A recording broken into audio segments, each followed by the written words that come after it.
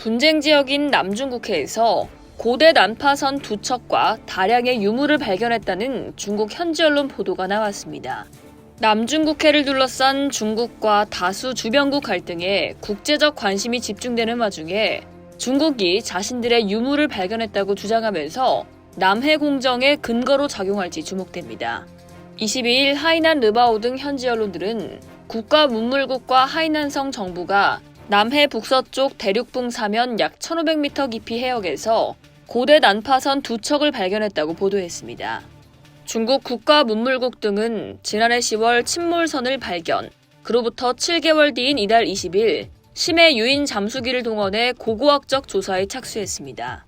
국가문물국 등은 침몰선 2척 중 한 척에 도자기를 비롯해 10만 점이 넘는 유물이 담겨 있었으며 명나라 시대 제작된 것으로 추정된다고 밝혔습니다.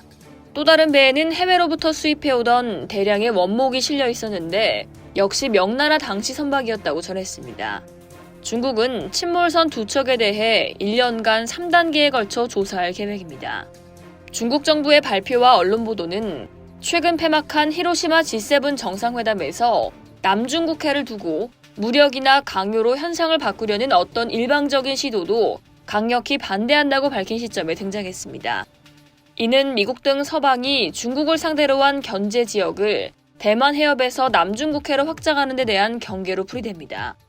역사적 근거라는 일방적 주장을 통해 고구려 역사와 땅을 중국의 것으로 편입하는 동북공정과 유사한 작업이 남해 공정으로 이어지는 모양새입니다.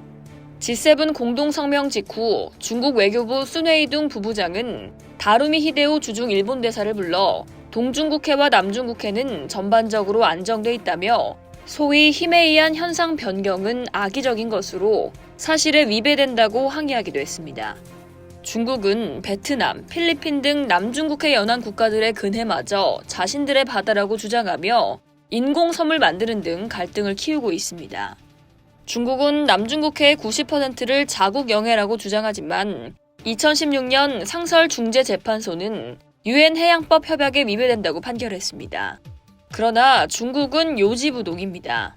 하이난 르바오는 고대 침몰선은 비교적 잘 보존돼 있고 문화재의 수가 많고 시대가 명확하며 중요한 역사적, 과학적, 예술적 가치를 가지고 있다며 이 중대한 발견은 중국 선조들이 남중국해를 개발하고 왕래했다는 역사적 사실을 실증한다고 보도했습니다.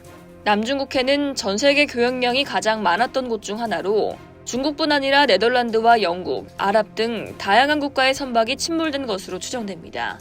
이상 여의도TV였습니다.